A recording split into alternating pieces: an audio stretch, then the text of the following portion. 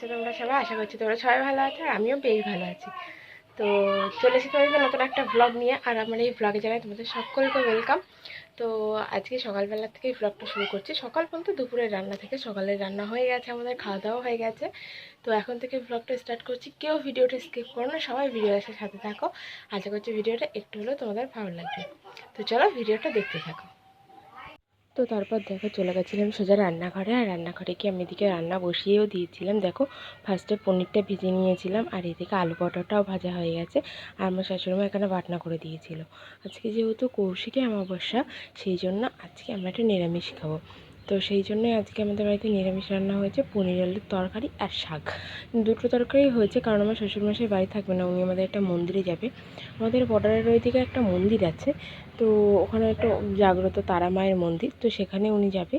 তো দুপুরবেলা আবার রাত্রেও যাবে, আর আমাদের রাত্রেবেলা একটা কালী পুজোর নিমন্ত্রণ আছে, সেই জন্য মোটামুটি আমাদের 3 জনের জন্য এই রান্নাটা হবে আর কি। তো দেখো সেই মতো করে শ্বশুরমশাই পনির এনে দিয়েছিল। আজ কদিন ধরেই ও না একটু পনির খেতে চাইছিল, যার কারণে শ্বশুরমশাই আজকে একটু পনির এনেছিল। তো দেখো পনিরটা কিন্তু আমি ভেজে নিয়েছি, সব কিছু ভাজা হয়ে গেছে। এবার তেল দিয়ে আমি মশলাটা একটু কষিয়ে নিচ্ছিলাম। তেমন কিছু বাটনা দেওয়া হয়নি, জিরে তেজপাতা শুকনো লঙ্কা ফোড়ন দিয়ে, আর বাটনায় দেওয়া হয়েছে শুকনো লঙ্কা 4-5টা, আর আদা আর একটু জিরে। এছাড়া কোনো বাটনা দেয়নি, কাঁচা লঙ্কা দিয়ে পুরোটা করেছে, তোমরা তো দেখতেই পেলে। তো তো আজকে এইটুকুই করবো, এর বেশি কিছু করব না। তো দেখো তারপর আমি পটল আলুটাও দিয়ে কিন্তু সুন্দর করে একটু কষিয়ে নিচ্ছিলাম এবার এর মধ্যে। আর আমি না পনিরটা ভেজে একটু জলে ডুবিয়ে রেখেছিলাম, তাতে না পনিরটা নরম হয়ে যায়, সেই কারণে। তো তারপরে বেশিক্ষণ মশলাটা কষবো না, যেহেতু পেঁয়াজ রসুনের না, পেঁয়াজ রসুনের আর মশলাটা কষতে হয়। তো সেই জন্য দেখো পরিমাণ মতো যেটুকু জল লাগবে সেইটুকু মতো জল দিয়ে আমি কিন্তু পনিরটা দিয়ে ঢাকা দিয়ে রাখবো। তো তারপরে কিছু টুকটাক কাজ আছে, সেই কাজগুলোই সারবো আর কি। তো যেহেতু আমার শাশুড় মশাই আজকে বাড়ি নেই, সেই জন্য রান্নার দিকটা পুরোপুরি আমাকে সামলাতে হচ্ছে। আর তার মধ্যে আমি এটা ঢাকা দিয়ে দেখলাম বাবানের কান্নার আওয়াজ, সঙ্গে সঙ্গে চলে গেলাম ঘরে গিয়ে দেখি উঠে গেছে। তারপরে এসে ওকে মার কাছে দিলাম, আর তারপরে আমি আবার চলে আসলাম, যেহেতু এটা ঢাকা দিয়েছিল 5-10 মিনিটের জন্য। তো তারপরে দেখো আমি কিন্তু এসে যে পনিরগুলো রাখা ছিল, পনিরগুলো তো আগে দিইনি যাতে ভেঙে না যায়। তো তারপরে পনিরগুলো দিয়ে দিয়েছিলাম, দিয়ে আবার 10-15 মিনিটের জন্য কিন্তু এটা আমি ঢাকা দিয়ে রাখবো হালকা আছে। তো তারপর দেখো আমি কিন্তু এটা পনিরগুলো দিয়ে সুন্দর করে একটু নাড়িয়ে নিচ্ছিলাম।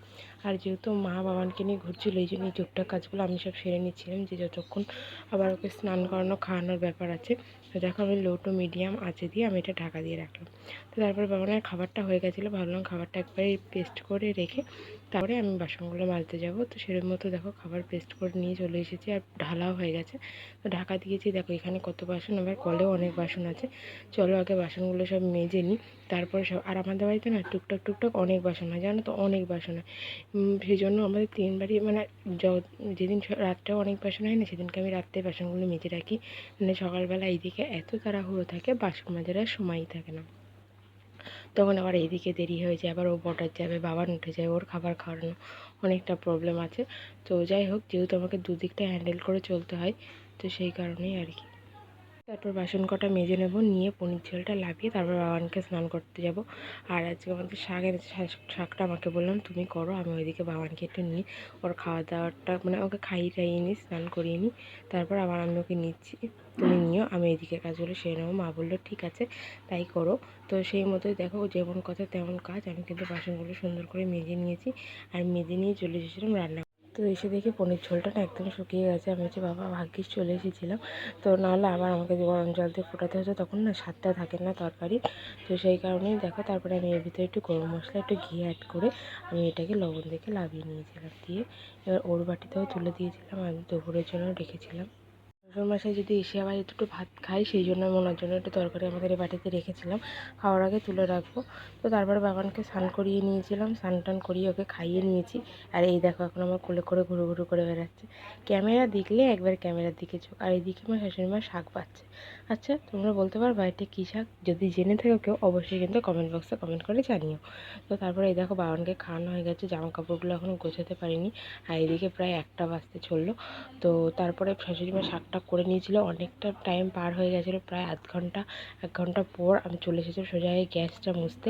তো গ্যাসটা আগে সুন্দর করে মুছে নিচ্ছিলাম, তারপরে ওইদিকে আরও বাসন আছে, সেই বাসনগুলো মাজবো, রান্নাঘর ঝাড় দেবো, মুছবো, টুকটাক অনেক কাজ আছে। একটা সংসারে কিন্তু কম কাজ থাকে না। নিজেদের শরীর অসুস্থ নিয়েও কিন্তু সংসারের কাজগুলো গুছিয়ে পরিপাটি করে রাখতে হয়। যতই হোক মনে হয় যে না এই কাজটা করবো না, এখন ওই কাজটা পরে করবো, কিন্তু পরক্ষণে মনে হয় এই কাজটা আবার কখন করবো, দেখতে বাজে লাগবে। সেই জন্য আগেই কিন্তু যে কাজগুলো করার মতো সেইগুলো সেরে নিই। আর আমাদের রান্নার পরে না অনেক কাজ থাকে, অনেক। আর যেহেতু আজকে শ্বশুরমশাই বাড়িতে নেই, বাবানকে মা নিয়েছে, আমি এই দিকটা সামলাচ্ছি, একার উপরও অনেকটা প্রেশার পড়ে যাচ্ছে। আর তারপরেও সময়ও অনেকটা লাগছে, যেহেতু দুজনেই আটকা পড়ে আছি। শ্বশুরমশাই থাকলে তাও মাঝে মাঝে ওকে একটু নেয়, আমরা দুজনে কাজটা সেরে উঠতে পারি। তো যাই হোক, বাড়িতে নিয়ে আছি, এখন গেছে এই জায়গায়, কী আর করা যাবে। তো তারপর দেখো আমি বাসনগুলো কিন্তু সুন্দর করে তুলে নিচ্ছিলাম। যে বাসনগুলো প্রথমে মেজে রাখলাম, তোমাদের সাথে শেয়ার করলাম, তো সেই বাসনগুলো কিন্তু আমি সুন্দর করে একটু তুলে নিচ্ছি। বাসনগুলো তুলে নিয়ে এবার চলে যাবো সোজা ঘরটা ঝাড় দিয়ে, ঘরটা মুছে তারপরে আবার বাসন মাজতে যাবো। বাবা আবার নাই কান্না জুড়ে দেবে, জ্বরটা জাস্ট একটু থেমেছে, মানে জ্বরটা কালকে রাত থেকে আর ওর জ্বর আসেনি। ঠাকুর মুখ তুলে তাকিয়েছে। আসলে ওর কিছু হলে না আমাদের বাড়ির কারোর মাথা ঠিক থাকে না, কে যে কী করবে কেউ কিছু বুঝতে পারে না, এতটা খারাপ অবস্থা। আর ওকে দেখলে না তোমার এতটা মায়া লাগবে, ও জ্বরের সময় এতটা এমনভাবে তাকিয়েছিল না, তোমার দেখলে মায়া চলে আসবে। তো সেই কারণে ওর কিছু হলে আমাদের মাথায় কিছু ঠিক থাকে না। আমার বাবার অনেক দিন কী বলবো, আগে যখন ওর প্রথম শরীর খারাপ হয়েছে তখন ও এরকম এতটা ভেঙে পড়েছিল। আর এবারও তাই, ওর একদম এতটা বাজে শরীর খারাপটা গেল না, এবার কিছু বলার মতো নেই। ওর শরীরটা তেমন প্রচণ্ড দুর্বল হয়ে গেছে, উইক হয়ে গেছে প্রচণ্ড। তো যাই হোক, কী আর করা যাবে। তো তারপরে দেখো এখন যেহেতু সুস্থ আছে, এটাই আমার কাছে অনেক বড় ব্যাপার। বাচ্চা সুস্থ থাকলে মায়ের আর কী চাই বলো। ও যদি সুস্থ থাকে ওর জন্য আমি সব কিছু করে দিতে পারবো, কিন্তু ও যদি অসুস্থ থাকে তো তখন আবার আমার কোনো কাজেই মন বসে না। তো দেখো ঘরটাগুলো ঝাড় দিয়ে নিয়েছিলাম, তারপরে ঘরটাগুলো মুছে বাসন টাসনগুলো সুন্দর করে মেজে পরিষ্কার করে নিয়েছিলাম। তারপরে স্নানটাও করে নিয়েছিলাম উঠোন টাটনগুলো ঝাড় দিয়ে। তো স্নানটা করে নিয়ে দেখো এই যে আমার বাবা এখন আমার কোলে উঠে চলে এসেছে, ঠাম্মির কাছে আর থাকবে না। তারপর অনেকটা সময় পার হয়েছে, 3টের সময় আজকে আমরা খেতে এসেছিলাম। তো দেখো বাবানকে ঘুম পাড়িয়ে আমি আর মা খেতে এসেছি। শ্বশুরমশাইয়ের জন্য আগের থেকে তরকারি একটু তুলে রেখেছিলাম।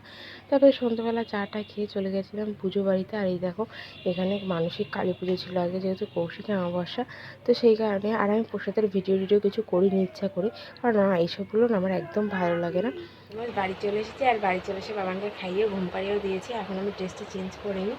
তো চলো ড্রেসটা চেঞ্জ করে নেবো। আর আজকের ভিডিওটা আমি এখানেই এন্ড করছি। তোমরা প্লিজ ভিডিওটা যদি ভালো লেগে থাকে অবশ্যই like comment share and subscribe করে দিও। দেখা হবে নেক্সট কোনো একটা ব্লগে। ততক্ষণ সবাই ভালো থেকো, সুস্থ থেকো, টাটা।